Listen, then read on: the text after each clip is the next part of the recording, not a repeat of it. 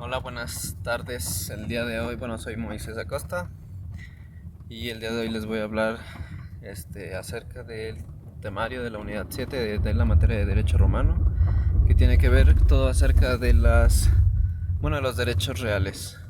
Nosotros, para entender acerca de los derechos reales que puede tener una persona, necesitamos entender primero unos conceptos muy importantes, que es, por ejemplo, el concepto de cosa. Entonces, nosotros vamos a entender a cosa, pues ahora sí que cualquier tipo de objeto, pero puede ser, por ejemplo, una piedra y tal. Pero ¿cuál va a ser la diferencia entre, por ejemplo, una piedra de río o un celular? Ambas son cosas. La diferencia de estos dos tipos de cosas es que tiene una un valor pecuniario y otra no. Cuando digo valor pecuniario, quiero decir que es un valor económico. Yo le tengo una apreciación. Yo lo quiero y como yo le voy a querer, le voy a dar un valor. En cambio, una piedra no. ¿Por qué? Pues porque hay muchísimas piedras, ¿no? Entonces yo voy a encontrar esa diferencia entre qué es una cosa como tal. Y aquí es donde nos vamos a enfocar en eso. Ahora, nosotros vamos a encontrar dos tipos de clasificación de las cosas.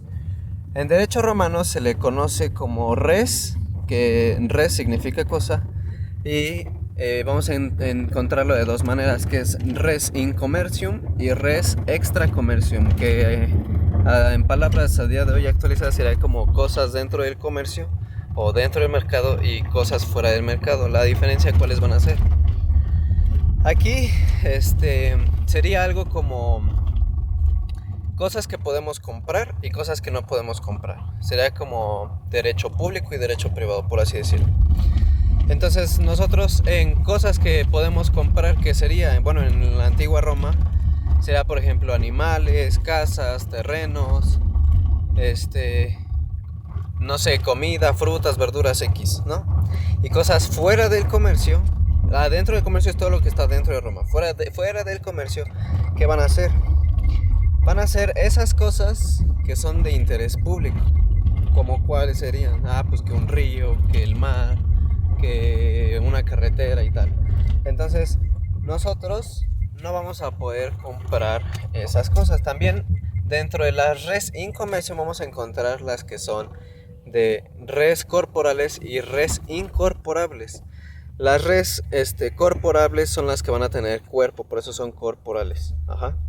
Y las res incorporales pues son igual van a tener un valor económico, valor pecuniario, pero no va a ser como tangible. Por ejemplo, aquí cuáles serían. Sería un ejemplo los créditos,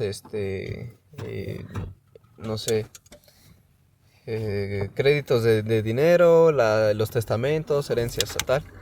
Entonces, como van a dejar unas cosas, no son como de apreciación física, por así decirlo, pero sí tienen un valor pecuniario, por eso son res incorporables. Ajá. Ahora el siguiente que vamos a encontrar, permítame, vamos a encontrar también cosas que van a ser posibles para coadquirir y cosas que no, ya les estaba mencionando, pero también vamos a ver cosas imposibles jurídicamente y van a ser divididas en dos. Por ejemplo, va a ser todo lo divino y todo lo humano. En lo divino, por ejemplo, ¿qué puede ser? Va a haber cosas que no. Por ejemplo, los panteones, la tierra sagrada, puertas sagradas y tal. Y esas cosas nosotros no las podemos adquirir porque, sí tenemos nosotros interés propio. Pues, obviamente, por ejemplo, una tumba y tal. Pero pues ese interés es un interés público porque no somos los únicos que queremos, por ejemplo, un lugar en un panteón, ¿no? Entonces, como es de interés público, pues no lo podemos adquirir porque es una cosa sagrada. Y también las cosas que son de derecho humano, imposibles jurídicamente de derecho humano, van a ser pues lo que les estaba mencionando que es del derecho público, por ejemplo las carreteras, que los valles, que los ríos, por ejemplo los canales estos de desagüe, tal. O sea, esas cosas nosotros no podemos adquirirlas y esas son jurídicamente del derecho humano. La diferencia, esa es prácticamente la diferencia entre derecho divino o religioso y la de derecho humano, ¿vale? Javier. Ahora bien, vamos a hablar también sobre otra cosa que es el patrimonio. En Roma, al patrimonio se le entendió como, bueno, desglosando la palabra patrimonio, pues que era todo lo adquirido por el pater familias. Recordemos que el pater familias era la única persona de la domus, que la domus es, lo entendemos recordando igual clases anteriores, es toda esa, por ejemplo, toda la familia, de que las habitaciones, pues ahora sí que toda la consanguineidad que tenían entre todos, siempre tenían un pater familias, que era así el jefe. Y el jefe, el pater familias, era quien él adquiría. Entonces, si el pater familias es el que adquiere, entonces el patrimonio por lo mismo es de él. Y por eso es que patrimonio viene de pater familias, o cosas que son de el pater familias, ¿va? Posteriormente, pues ya fueron, conforme pasaron las etapas de el tiempo de monarquía, república, imperio, pues ya fue evolucionando esta definición, y ya no solo era el pater, ya era ahora sí que cosas comunes que pues todos pudieran adquirir. Ajá. Entonces vamos a encontrar una diferencia entre el patrimonio y los derechos que nosotros vamos a tener sobre. Entonces les decía, vamos a encontrar cosas que, por lo mismo que nosotros vamos a ser susceptibles a ese patrimonio, pues vamos a tener derechos, vamos a adquirir esos tipos de derechos, ¿no? Y vamos a encontrar dos tipos, que son los derechos reales y derechos personales. Cuando yo adquiero, por ejemplo, un celular, que yo voy y lo compro, es mío, es ahora de mi patrimonio. Y yo, por lo mismo de que es mi celular, yo voy a adquirir un derecho real. ¿Qué significa derecho real? Que yo voy a poder disponer sobre mi celular y hacer lo que yo quiera. Puede ser un celular, una casa, un coche y tal. El chiste del derecho real es que yo voy a poder disponer y hacer de él lo que yo quiera, desde desarmarlo, venderlo, romperlo, destruirlo, o sea, no sé, regalarlo incluso. Y esos son derechos que yo tengo. Y los derechos personales van a ser los derechos que va a tener un tercero. Por ejemplo, si yo compro un coche, ese es mío, es de mí, yo tengo derecho real sobre mi coche. Pero si después yo le presto, por ejemplo, mi coche a mi hermano, entonces mi hermano tendría ahí un derecho personal. El derecho personal es que él va a poder hacer uso de mi bien, de mi patrimonio, pero él no le va a poder hacer modificaciones. Él va a poder manejarlo, poderle echar gasolina y tal, porque pues él lo está usando. Pero si él lo quiere vender, lo quiere destruir y tal, eso no lo puede hacer, porque él no adquiere esos derechos, ¿va? Ahora vamos a encontrar dentro de los derechos que vamos a adquirir también, bueno, y de la propiedad, vamos a encontrar una clasificación para nosotros poder adquirir esa propiedad. Y van a ser varias clasificaciones. Voy a nombrar, las voy a nombrar de una manera rápida, y voy a desarrollar una que otra, porque pues me faltan bastantes temas, ¿no? Entonces, les nombro cuáles son y les digo una que otra. Injure cessio. Obviamente estamos pensando en cómo se hacía en Roma, ¿vale? Es injure cessio, mancipatio, occupatio, res hostilium, especificación, accessio, confusio y conmixto, traditio y usucapio. Me voy a enfocar en algunas, por ejemplo, que podríamos aplicar actualmente, porque no me va a servir, por ejemplo, la injure cessio, ¿no? Que se tenía que hacer, o sea, estoy intentando hacer una comparativa de cómo se hacía antes a cómo se hace ahora. En la injure cessio, nosotros ¿qué se hacía antes? Se acudía a un pretor, y entonces yo agarraba la cosa y decía, pues yo estoy como que la sujeto, obviamente, con una mano, y esa cosa yo voy a asumir, o voy a tener la intención de que pues yo la quiero adquirir, pero pues ahora sí que el pretor, como no va a haber alguien que yo esté reclamando esa cosa, pues me va a decir, ok, sí es tuya. Pero pues eso para nosotros actualmente pues como que no. Entonces, voy a enfocarme ahorita, pues bueno, les voy a mencionar dos, que es por ejemplo la de traditio y usucapio, que esas actualmente pues sí, o sea, hasta la fecha se siguen ocupando. Por ejemplo, la traditio, que es o sea, sería el día de hoy como tradición. En la tradición es como, por ejemplo, entregar de manera voluntaria, es como yo regalar por ejemplo, hacer una donación. Entonces ese es como en pocas palabras la traditiva. Y la usucapio es, por ejemplo, que yo me lo voy a adjudicar, me lo voy a robar, en pocas palabras, ¿no? Es una posesión continuada. Por ejemplo, los paracaidistas que llegan, se aterrizan en una tierra, se esperan sus 5 añotes, sacan de que el internet, pagan el internet durante 5 años y por medio de la usucapio, ya tienen ahora un derecho ellos. Entonces, como ya adquirieron ese derecho, ya pueden adquirir esa propiedad, ¿va? Y vamos a encontrar también defensa de la posesión. Cuando nosotros queremos, imaginemos el supuesto de una persona que por medio de la usucapio nos quitó nuestro terreno, pero él ya vivió sus 5 años y ya adquirió derechos. Entonces yo voy a intentar defender ese terreno mío. ¿Y cómo lo voy a hacer? Por una acción reivindicatoria. Una acción reivindicatoria que va a ser, yo voy a querer reivindicar, regresar mi terreno a mi posesión, ¿va? Entonces vamos a encontrar 3. Igual les voy a mencionar pronto porque pues ya llevo 11 minutotes.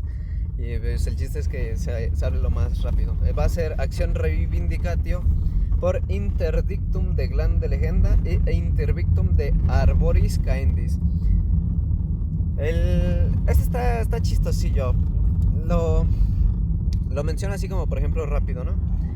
El interdictum de arboris caendis es, por ejemplo, el derecho que tenían antes de poder tú mochar la rama de un árbol. Imaginemos, yo tengo mi terreno y tal, mi árbol, pero le crece una rama larguísima a mi árbol y entonces está obstruyendo el terreno o la propiedad de la otra persona. Entonces, como está obstruyendo, entonces la otra persona pues va a decir: oye, vecino, tu árbol ya le creció la rama y tal, pero pues a lo mejor yo soy de necio de que no voy a mocharle la rama a mi árbol y tal. Entonces, ¿yo qué hago? Pues con esta acción, que yo tengo obviamente que ir ante un pretor, yo tengo, hago esa acción y el pretor me va a autorizar, por ejemplo, de mocharle la rama. Y de esta manera, pues ahora sí, quiera o no, ya no me va a afectar a mi patrimonio. Pero era como algo chistoso. Ahora, ¿qué más? Voy a encontrar también derechos reales. Por ejemplo, uno que es mi caso actualmente, que es el derecho de usufructo. Y ¿qué es de goce usufructo? ¿En qué va a consistir El derecho de goce usufructo consiste en que alguien más es un propietario de un terreno, por ejemplo, o de una cosa, objeto. No está dentro de mi patrimonio, pero es de la otra persona. Y entonces él, por ejemplo, mi abuelo, tiene su terreno y tal, y me va a heredar a mí. Entonces yo, para que pueda hacer uso de ese terreno, yo voy a ser un usufructuario. Ese usufructuario voy a ser yo, que voy a poder hacer uso del terreno, cuidándolo y tal. Y pero él hizo ese contrato de goce usufructo, y ya cuando él fallezca, quien va a poseer después ese patrimonio o ese terreno voy a ser yo, porque él me lo heredó. Vamos a encontrar también otros, por ejemplo, que son derechos reales de goce o de servidumbre, derechos de prenda, derecho de hipoteca. La prenda es, por ejemplo, para un bien mueble y la hipoteca es para un bien inmueble. Esa es la gran diferencia, acuérdense. La prenda es, por ejemplo, yo voy, dejo en garantía una cosa, pero siempre y cuando sea un bien mueble. Y la hipoteca es cuando yo dejo un bien inmueble. Dejo, por ejemplo, mi casa y la hipoteco para que ahora sí ya me hagan esa garantía, ¿va? Luego, de manera rápida, igual, vamos a encontrar una diferencia entre la posesión y la propiedad.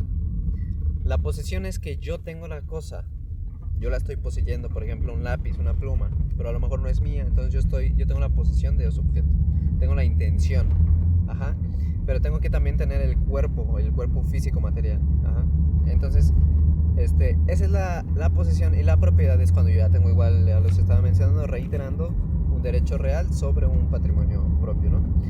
En Roma había una diferencia, había propiedad bonitaria y propiedad quiritaria. La bonitaria era para las personas extranjeras, y la quiritaria era la propiedad para los romanos. ¿Esto dónde lo vamos a encontrar? En derecho civil se encuentra en Roma, que es para los romanos obviamente, y el derecho honorario, que es para los extranjeros, ¿va? Ahí es donde vamos a encontrar eso. Ahora vamos a hablar por último, ya para finalizar el video, porque ya la verdad ya está haciendo, se hizo largo. Vamos a encontrar, les voy a mencionar sobre el negocio jurídico. El negocio jurídico va a ser, pues prácticamente para todo esto que les he estado mencionando sobre la propiedad. Y para que nosotros tengamos un negocio jurídico hay que considerar unas cosas. Más que nada como, hacia los derechos de... las características o cómo vamos a poder adquirir un derecho, ¿va? Necesitamos 4 cosas, que es el sujeto. ¿Quién va a ser el sujeto? Yo, que yo voy a, por ejemplo, comprar una casa.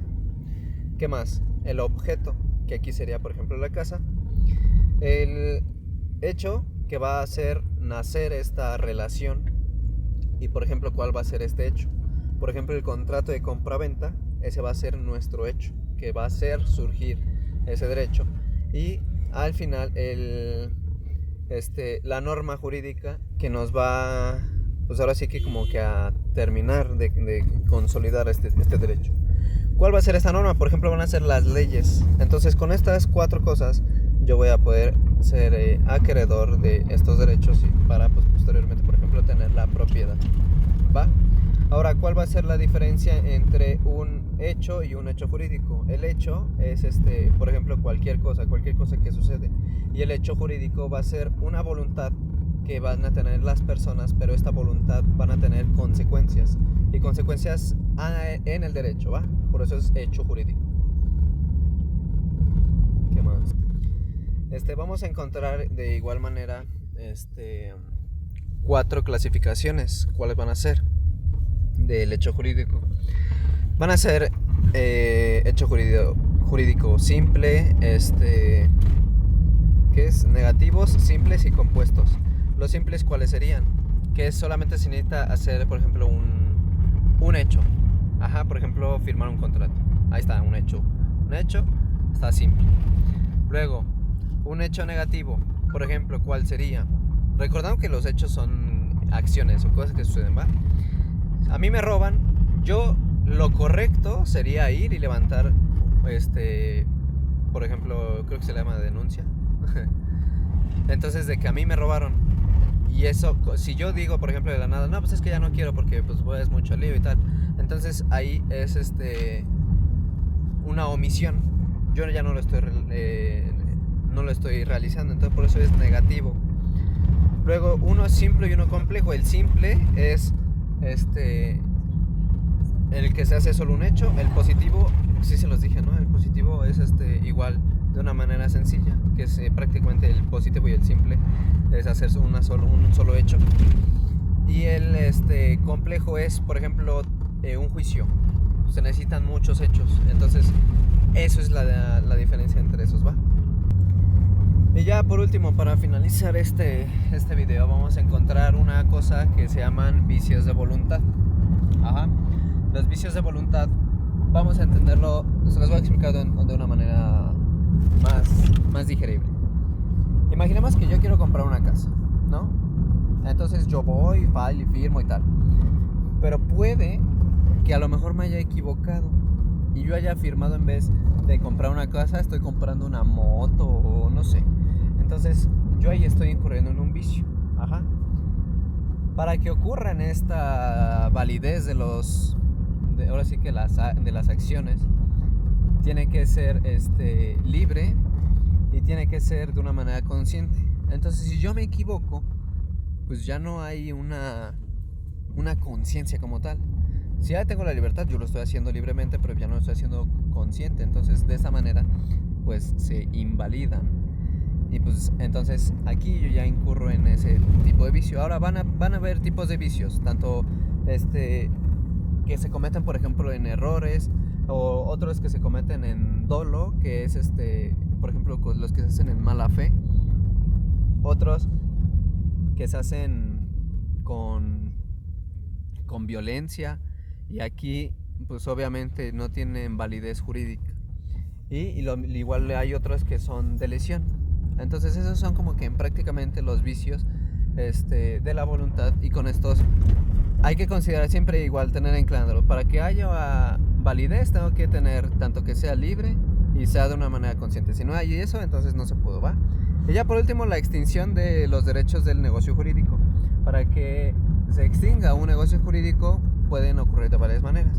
Por ejemplo, que yo lo haya enajenado, que yo lo haya vendido a alguien más, entonces yo como lo vendí, pues yo ya no tengo el derecho y ya no tengo el, pues ese ahora sí que negocio jurídico, y pues yo ya perdí esa extinción de derecho. Por ejemplo, otro, que yo renuncio a una herencia, tal, entonces ya no tengo el derecho. Otro, que yo pierda, por ejemplo, mi bien. O el último, que es prescripción. La prescripción, que es que ya venció, ya no tengo derecho, por ejemplo, sobre una cosa, porque ya su plazo de tiempo ya venció, ¿va? Bueno, esto es todo por mi parte. Ojalá les haya gustado. Bye.